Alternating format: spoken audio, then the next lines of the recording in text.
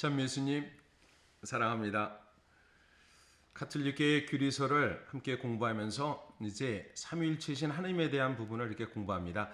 물론 삼위일체라는 것은 우리가 어렵다는 건 알 수 있습니다. 왜냐하면 신비의 영역이고 어느 땐 우리가 알 수는 없지만 그러나 점점 다가가서 어떻게 보면 유비적인 해석이라 그럴까 그러면서 삼위일체에 대한 부분을 이해하고 받아들이는 것, 한 분이신 하느님께서 세 분의 위로 삼위가 한 분이시고 또 각자 한 분이 또 세 분이시다라는 그 이해를 하기 위해서는 사실 다른 비유보다는 태양에 대한 비유를 자주 합니다. 태양 자체 둥그럼과 그리고 또 한편 또 열과 빛을 냅니다. 그러니까 태양하면 열이 생각날 수도 있고 태양은 빛이 날 수 있고 그 모든 것이 하나의 태양이다 해서 그럼 하느님에 대해서도 성부 하느님, 성자 하느님, 성령 하느님이신 분께서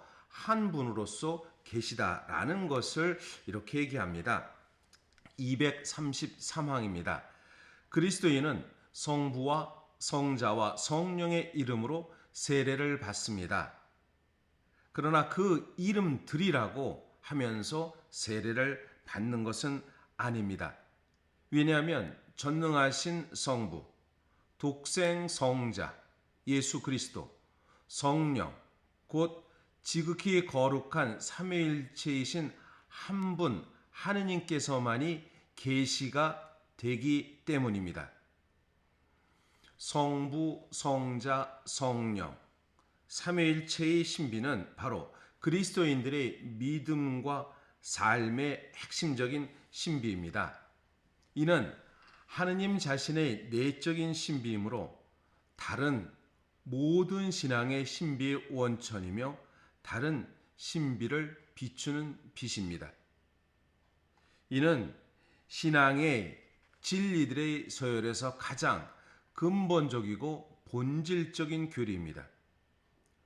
구원의 역사는 바로 성부, 성자, 성령이신 참되고 유일한 하느님께서 당신을 알리시고 죄에서 돌아서는 인간들과 화해하시고 그들을 당신과 결합시키려는 길과 방법의 역사이지 그 밖에 다른 것이 아닙니다. 성부와 성자와 성령의 역사, 구원의 역사의 시작의 첫 시작은 창조자 하느님께서 시작이 됩니다. 창조주신 하느님, 그리고 당신의 구원을 위해서 역사 안에서 개입합니다.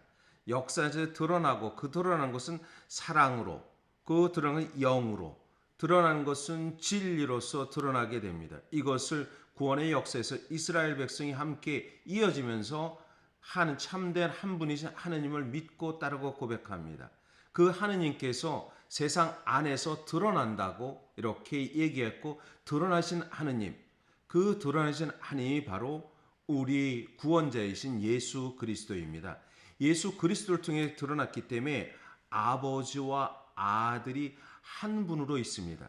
그러면 하느님과 아버지 하느님과 성자 예수 그리스도의 연결은 바로 성령을 통해서 연결이 됩니다. 거룩함으로 우리를 이끌어주고 우리가 살아있음을 간직하게 하는 것은 성령이십니다. 그러면 성부 하느님, 성자 하느님, 성령 하느님은 우리를 구원으로서 드러내는 우리의 신앙을 참된 진리 길로 갈 수 있도록 안내하고 그리고 그 길로 갈 수 있도록 이끌어주는 것이 삼위일체의 하느님입니다. 235항입니다.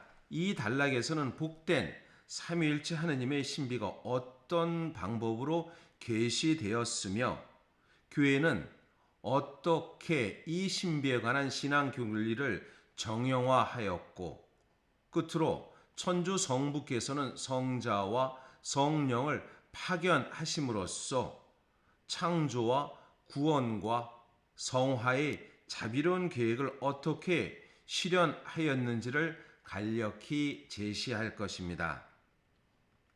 교부들은 신학, 테올로기아와 경륜, 오이코노미아를 구별하여 앞의 용어에는 삼위일체 하느님의 내적인 생명의 신비를 드러냈으며 뒤의 용어는 즉 오이코노미아 경륜은 하느님께서 당신을 계시하시고 당신의 생명을 주시는 모든 업적을 가리키십니다.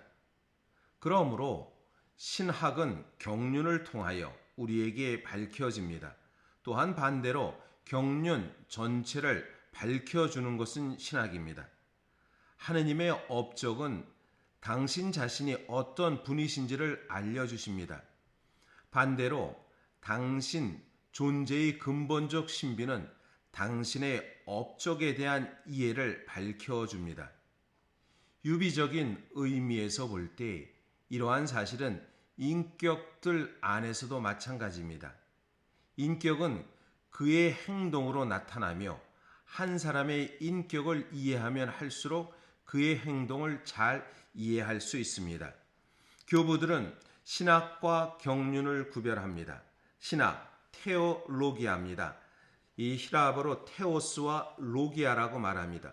테오스는 신입니다. 로기아는 논리입니다. 이성이 작용이 돼서 말씀, 즉 로기아라는 것은 말씀이라고 말할 수 있는데 이 말씀이 우리의 이성을 작용해서 신과 우리의 이성에 대한 이해를 갈 수 있습니다. 그렇다면 하느님에 대한 이해를 우리의 이성으로 어떻게 가까이 이해할 수 있는가라는 것이 신학입니다.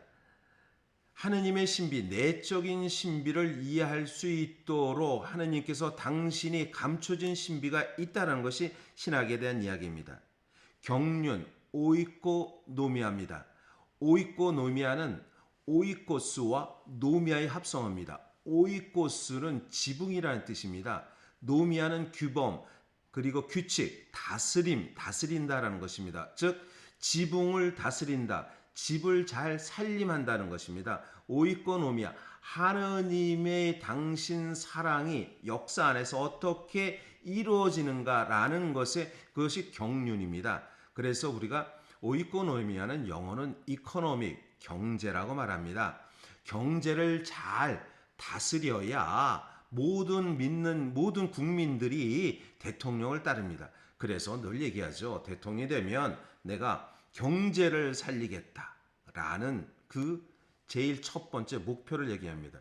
이 역시 하느님의 구원 경륜, 즉 하느님의 그 다스림, 하느님의 나라의 역사가 어떻게 하느님 백성 안에서 이루어지는가라는 것이 경륜입니다. 그래서 신학, 하느님의 감춰진 신비와 경륜, 하느님이 어떻게 드러났는가라는 것이 둘 관계가 늘 이렇게 함께 구별되지만 함께, 그래서 신학과 경륜은 둘이 떼어놓을래야 떼어놓을 수 없다라는 것을 이렇게 얘기하는 것이죠. 우리들도 인격은 그 행동을 나타낸다고 말합니다. 한 사람의 인격을 이해하려면 행동을 통해서 또 이해할 수 있습니다. 그러면 내적인 것과 외적인 것이 구별되어 있을까요? 둘은 함께 있다라는 것입니다. 그래서 언행일치라는 것이 이렇게 우리에게 이해할 수 있는 말이겠죠. 삼위일체는 엄밀한 의미에서 신앙의 신비입니다.